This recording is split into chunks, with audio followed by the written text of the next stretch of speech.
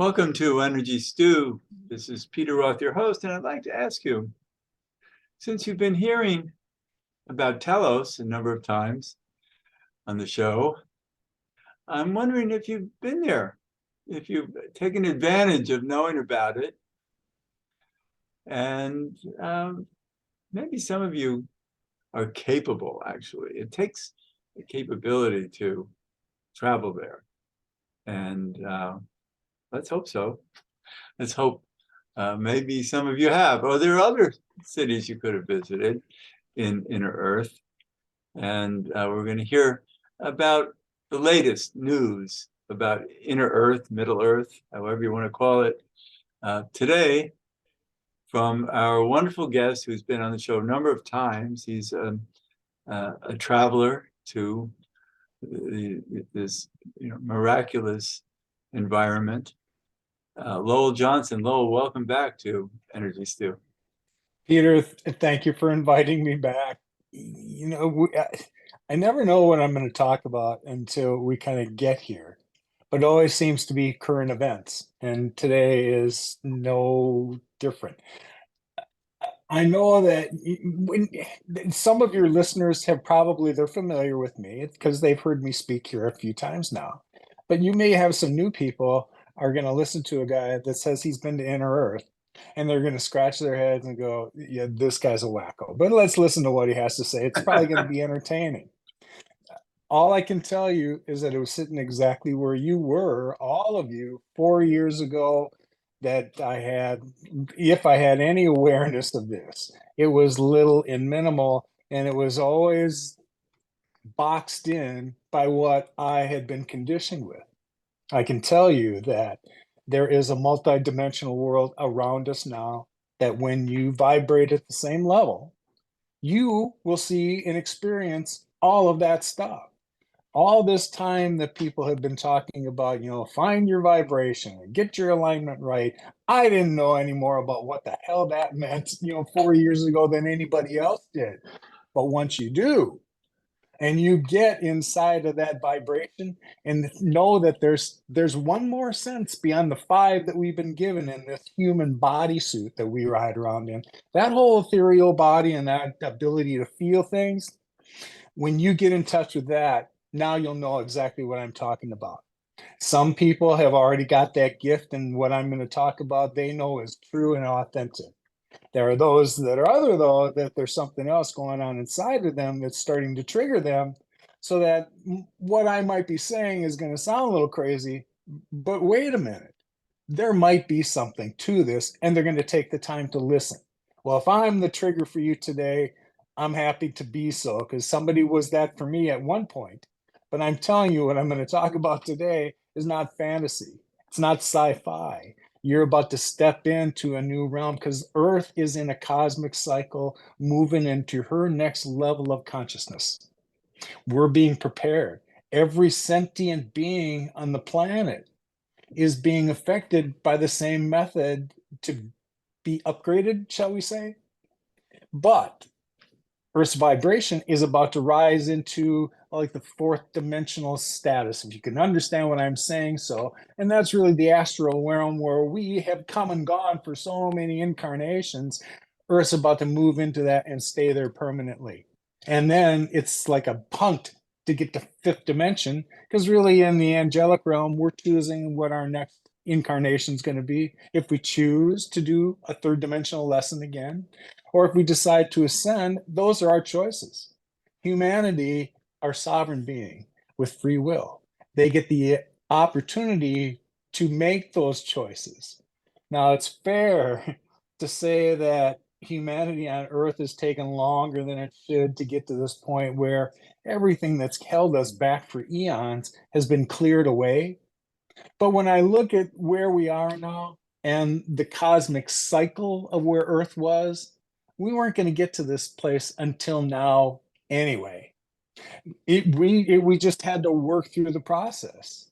But I'm more certain than ever that we are at that point. And when you look at all the cosmic energy that's coming from the sun at elevated rates, that the Earth is just being postured for that one last whatever solar phenomenon is coming our way to jolt our energy once and for all and kick it into the next gear.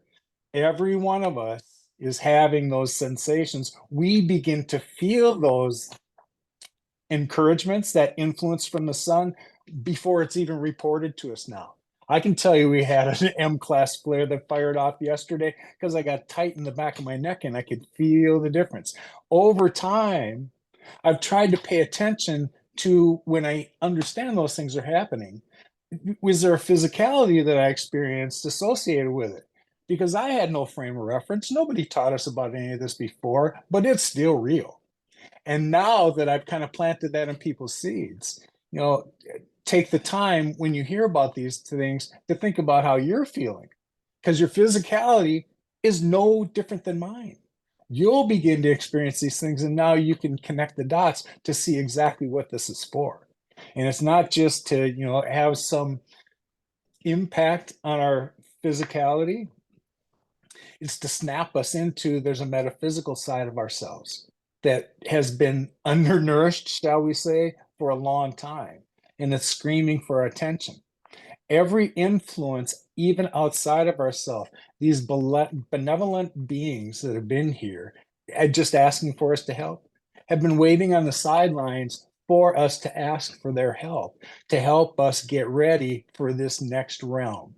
And as fairy tale-ish as that sounds, I've been in touch with these beings, and many other people have as well.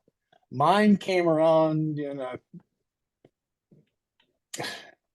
remarkable way. I don't even know the word to apply to it because it was certainly outside of my realm of understanding. But now that it's not, and I see where we're going, I have I have communication with that realm in a different way. There are other aspects that communicate with me, through me, and I don't get up and bang a gong and talk about those things because some of them are very sacred and private to me, and the others are just not meant for anybody else. And then there's the whole aspect that there are people that are ready to hear this information, and there are those that are not. I don't have the time or the inclination at my age to convince anybody of this, the truth of any of this. I've been through all these rabbit holes and came to my own conclusions on what to believe. They match a lot of other people that have had similar experiences to me, and those people have become my tribe. Those are the ones we can have these conversations with. Peter is certainly part of the tribe because he and I, before these things even begin to get down on tape, we've shared experiences we've had that have been common and not common to others. There are reasons why the people that come to Peter's classes because he has experiences to share that they have curiosities about. Well, that's going to grow at a geometric rate right now because everybody on the planet is being triggered in ways that they really can't understand, and they're looking for touchstones, just like the rest of us were. And it's not to say that it may sound like my journey is very matured. Let me tell you something. It may sound like that, but I'm looking for the same touchstones so people can help me understand the things that I have experienced that are remarkable and extraordinary. And, call them miraculous if you want to. That's just a state of mind in 3D when we call things a miracle because we're experiencing things that we never have before. No, I'll I take a think, breath. yeah, yeah, you did great. Thank you. Mm. I'm thinking about how people process this, and most people are used to using their minds, thinking, trying to create logic out of this, and working from anything that's already been put into their minds, so they can make sense of this new information that you're offering. But it doesn't work that way because our minds are limited, but our knowing is not. And so a lot of this is stuff that you can hear and say, I don't understand. It's too far out. Unbelievable. Well, that's your left brain. That's trying to make sense of it. But find out what your knowing thinks about it and what your heart thinks about it. Those are different ways of knowing things. Because a knowing is not easily explainable. You just know. And And that should be turned on more and more and more in all of you, so that it opens you to the magic of how information pours in from places that normally we weren't accepting it before because it had to meet all these left brain standards. But this is new, and it certainly is. There are details. There's a lot of information that can go into your mind, but to comprehend it all, you have to be you have to use realization. You have to be a realizer, and you realize the big picture. You get it. You understand, and knowing holds the frequencies of everything that your mind can't really process as understanding. It's a knowing. And so the idea is to surrender to a knowing that brings you into new awarenesses. And also your heart leads you too, because your soul resides there also, and your soul knows what it's here for. You've all come here to listen to us, the show. Before you were born, you probably said, "Oh, I have to remember to listen to this show with Peter and Lowell." Let me say, I'm really delighted to hear you make that a correlation between the things that we've learned in our mind, that we've been conditioned by, and we've been conditioned by the people that were conditioned before them. That none of it was bad. They didn't know what they didn't know, just like we didn't, until something came along to trigger the idea that there might be something more than what I've composted here. And when you made the correlation between the knowing in your heart, I resonate with that so wonderfully. I mean, the Capricorn side of me wants to help people and wants to help people understand it. When we get off on a tangent and talk about the things that we feel from that perspective, we start to wander into areas that people don't comprehend because they haven't been there yet. So when you described it in such simple terms like that, here is exactly how even I had to have it presented to me. I learned a layer of information at a time, went down those rabbit holes and came to a conclusion, so that the next piece I was supposed to understand had to be built upon that understanding first. And that's exactly what you're talking about doing here. So if our listeners resonate with that way that they've learned, and if they think that it seems to be accelerated now, I can tell you with great certainty that it is. The idea that your higher self is trying to wake you up to what's going on around us and how to prepare yourself for this boost in Earth. You're not here by accident. We all came because Earth was a three-dimensional experiment in duality, so that we could help Source know more about themselves. This is why our journeys, every one of them, is individual and not meant to be like anybody else. Because the lessons that Peter signed up to learn are way different than the ones that I learned. But in the end, when we insert those experiences into the Akashic records, that then the collective shares all that. So all the lousy things I had to learn, Peter benefited from. And thank you, Peter, for all the lousy things you had to learn on our behalf too. This is the nature of when we understand we're all connected, and that love and unity and compassion is the fundamental of the next realm we're going to. We came here to learn all that crap, and we've just gotten to the place where the degrees of the polarization in duality has gotten so extreme that there's no way that humanity is going to kumbaya on one topic, even one, to see that we would all agree on something. It was going to require a cosmic reset, and here it comes. Now, this fascinating, and I think in the present, because it's still arriving, we're getting it slowly now, but it'll come in stronger amounts soon.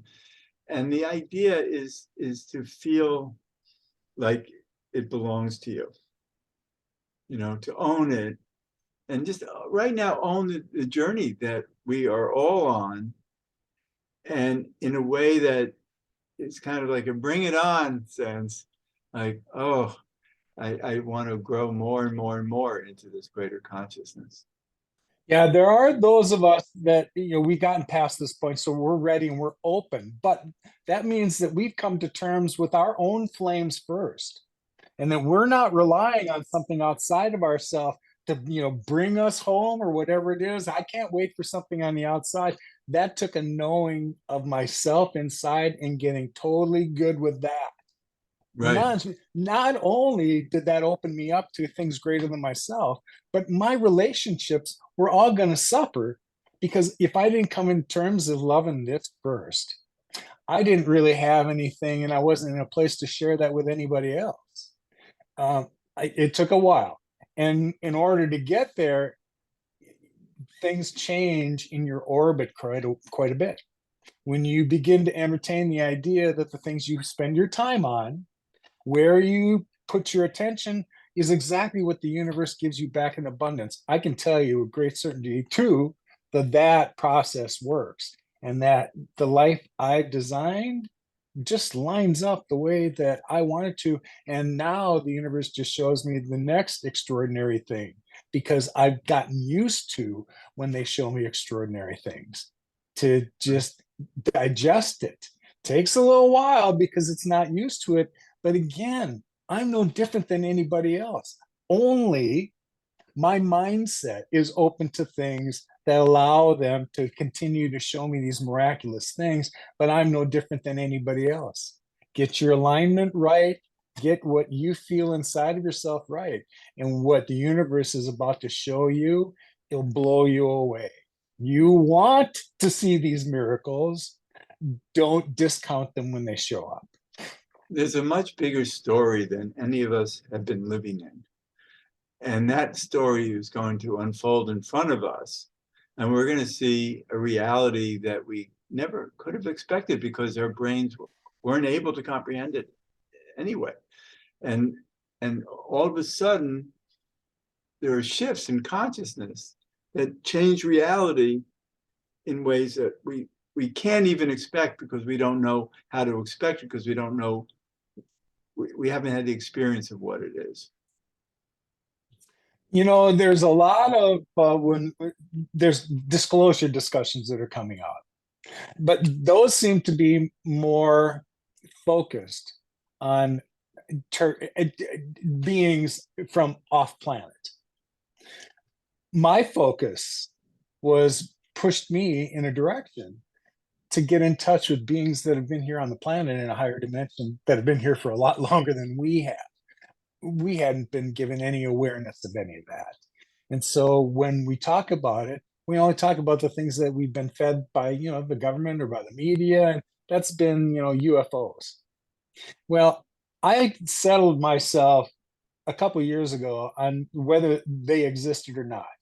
What I saw in the sky was unmistakable and couldn't have been anything but some kind of craft that had the ability to move in ways that shooting stars and satellites and other things that require propulsion, the way that we understand it, these did not move in that way. So I'm fine with understanding that, and I'm fine with colleagues that I've met along the way that have begun to have experiences with these beings that are coming here to visit as well. They're all benevolent. Have we had malevolent influences in the past? I can't deny that we have, but I can tell you this, that that element has been removed from the planet and won't be returning. Not to say that the residue that they left behind still isn't here. It is, but that is being worked through. There's a component, a frequency of higher light that's coming our way, that's taking care of whatever dark energy was here that needed to be cleared. That's in the process of being done, because Earth is about to move past whatever this membrane in the third dimension we need to pop into four. That's just about complete. When I talk about it, it's not like decades down the line. This could happen as easily tomorrow in my mind as it could, 10 years from now. All the conditions are right. If you understand what vibration is going to come our way, what kind of elevated photon energy every sentient critter in the universe has been experiencing. And this whole idea what humanity's experience, this is an experiment that the galaxy has been watching for a while. They've wanted to see humanity come along because there aren't any other beings in the galaxy that have sovereignty and free will in forms like we have, where we were going to come and again learn more about ourselves on behalf of Source, tuck away those lessons, and then come back to learn some more. But we're done with this vibration, this density, this third D. Earth herself is moving into her next realm. And those of us that wish to stay here and occupy ourselves on New Earth have got to find a way to vibrate at the same level. We don't.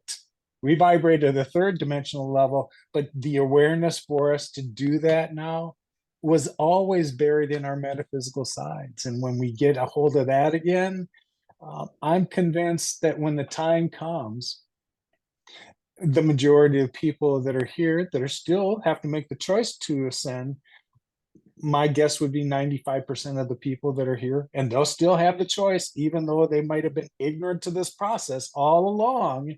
In the end, I understand they still have a choice before they've got to make a choice one way or the other. Well, it's going to be interesting how the place looks amidst all these choices that people are making. Yeah, there's, I've been fed lots of information. I still want to see it all play out. The kind of the generalities that I understand is anything that was man-made will not exist. Wow. So fabrics that were, polyester, those elements don't exist. If it's natural, this is what exists. I'm very curious to see what happens to a lot of the things that we built, and depending on what materials they were made with, see what exists. But I've been just as curious about the things that beings that came here that had higher levels of mastery in architecture and design, that built these behemoth things that we're just beginning to find underground and under the water. I wonder what types of marbles are buried underneath the earth that over time, and as she's adjusted, have just buried themselves. But we should not fear the changes of losing what our survival, third dimensional survival, is based on, because we're going to be progressing at a higher frequency and with technologies that will be better than what we're leaving behind and make life more creative, more resourceful, and we'll be able to communicate with each other in new and better ways. So I think that as a population, our sense of love for each other will not diminish at all. If anything, it'll be enhanced, and supporting each other through these changes of miracles that are acceptable, because you're not going to be hanging on to the third dimensional fear. That fear will dissipate. And so all of a sudden, as change happens, you won't be as frightened as you think you would be. I'm glad you said that, because that is the one concept that when people can get their heads wrapped around the idea that most of the time, we've caused ourselves to fear something that didn't exist. And when we kind of pull back the shears and look at all the influence that we've been had to develop this belief, where did it come from? And was it really well founded? Or did we just believe it because somebody said it? And especially a person we thought, or an entity we thought was in some level of authority, and we just took it and believed it. Here is when it's been suggested that we take back our power, is where we begin with that process. It's right. Somehow seeing it for what it is. And so we realize that all those things that we were triggered to be fearful of didn't exist. And then when you start to think about, well, why did somebody put me in this? Then your eyes open up. And then you recognize the sovereign being that you really are and the mess that we've found ourselves in. Now, again, I don't want to dwell on any of that because just like you pointed out, where we're going beats the shit out of where we are right now. Right. And including all of those that we love in our lives and relationships and all, they even will be easier to stay connected with. Oh, Peter, the fact that people think that there's loss here, it's sad for me to watch when, somebody goes through the death process and the family goes through grieving because they really haven't comprehended that we don't lose anybody. We have been connected to all those people long before this existence took place, and we never ever lose that. But Right. somehow when we come back here, we think that we have. Yeah, it's a lack. And so magic will happen and we should all be ready for it. And we're getting near the end of the show. I know that people want to learn more from you, and you're at lowelljohnson.info. That's the easiest way to find my website. Yes, Yes. yes. And I know we have more to talk about because you were telling me before we started the show that you've been taught about many of the other cities beneath us that we should know about. Yeah, I will. And that's kind of new information that's been put in my field.